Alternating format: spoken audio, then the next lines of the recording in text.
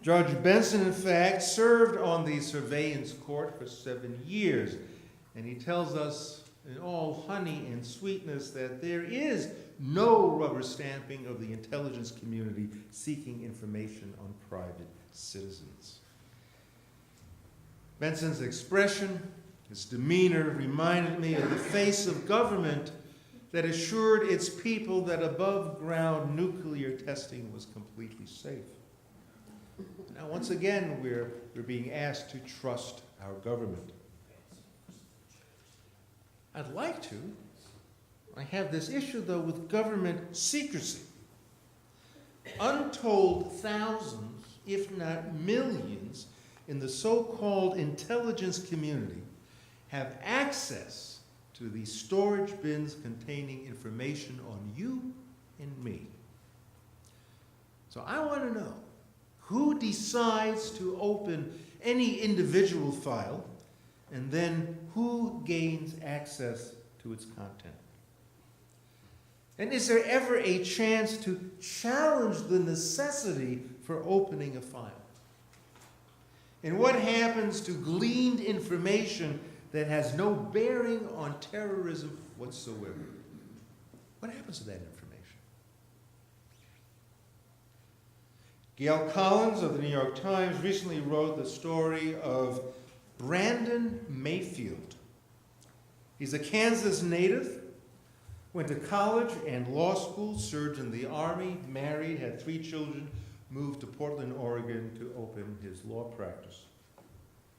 His story begins with, yes, an enormous federal database, in this case the one that collected fingerprints of Americans who served in the military.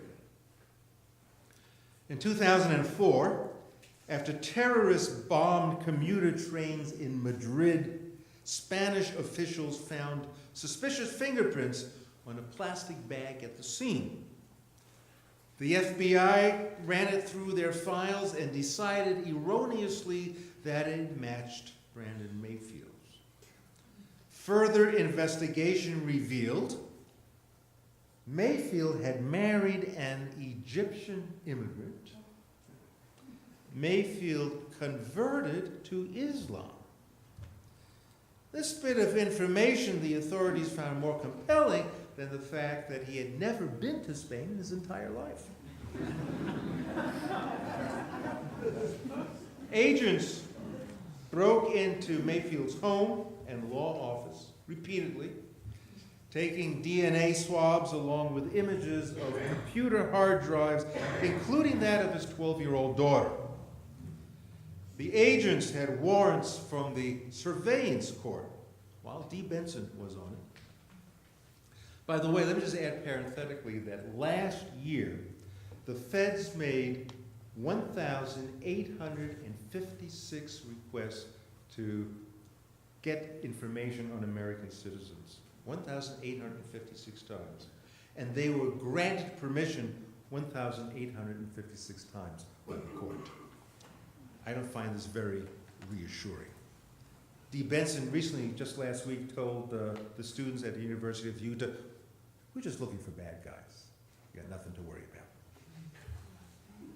Investigators received permission to search an American family's house without their knowledge, from a secret court that does not seem very hard to convince.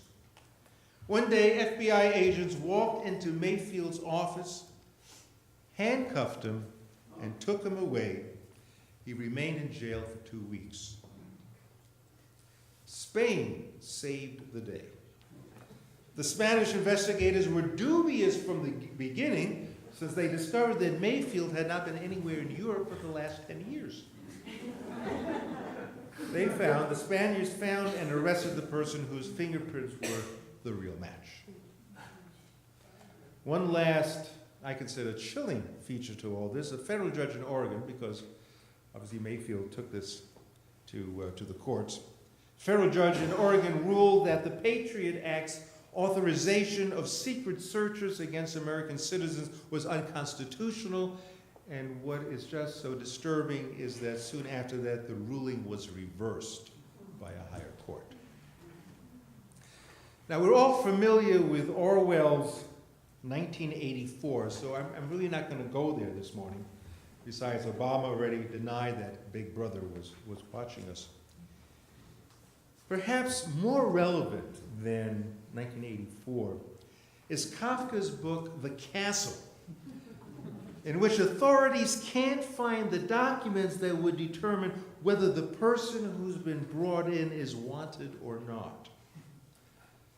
You know, like the case of Brandon Mayfield, authorities have piles and piles of documents, but they don't do anything with them. Characters in that book helplessly seek to appeal judgments when they're not even sure what the charges are. Very Kafkaesque. Motivated by fear, to what measures, to what extremes are we going to go in order to feel safe? How much privacy are we willing to forsake as we entrust the government with our security? Now, again, deferring to Kafka, this issue is really crystallized in a short story of his called The Great Wall of China.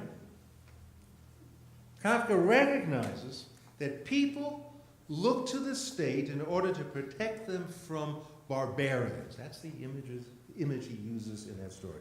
People look to the state to feel protected from those barbarians out there because they are incapable of fending off outside threats on their own.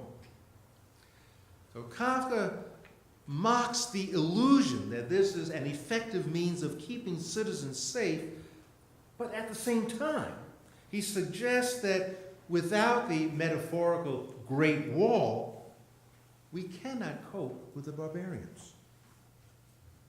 So the issue of national security on the one hand and civil liberties on the other represents a conundrum which really offers no satisfactory resolve.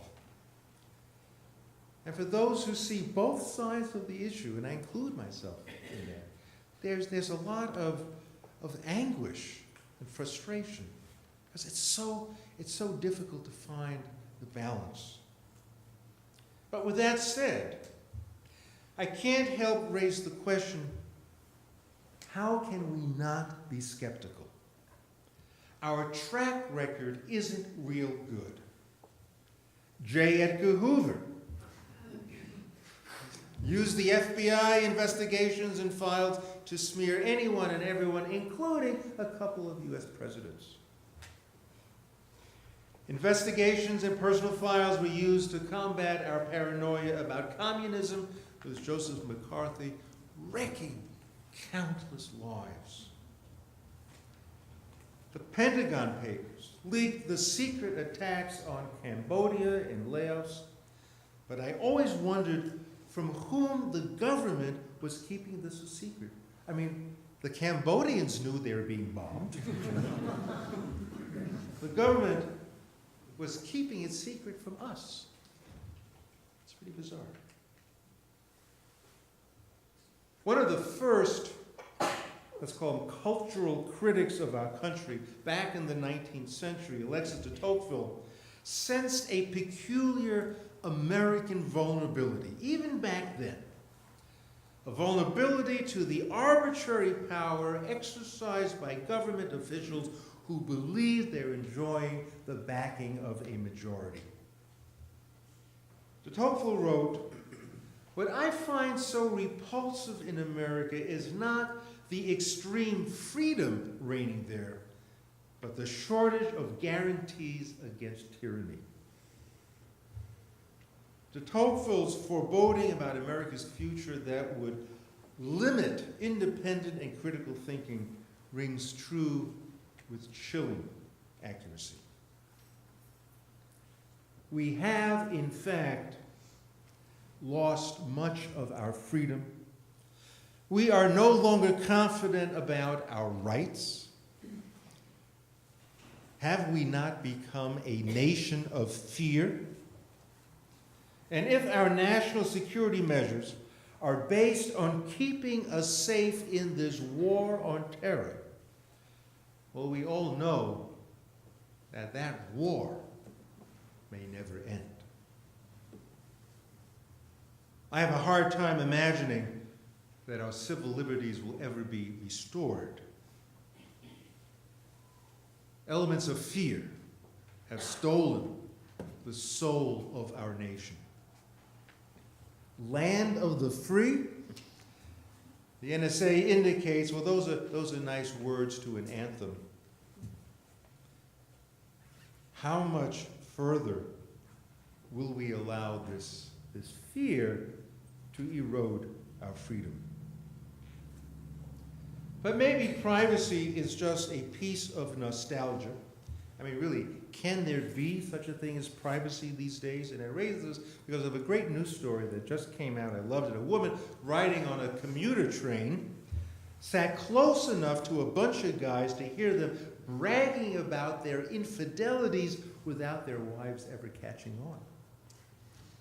But in this day and age, well, the woman, overhearing these braggarts, used some of the technology so available to her, and in a matter of 3 days, their images have been shared more than 170,000 times.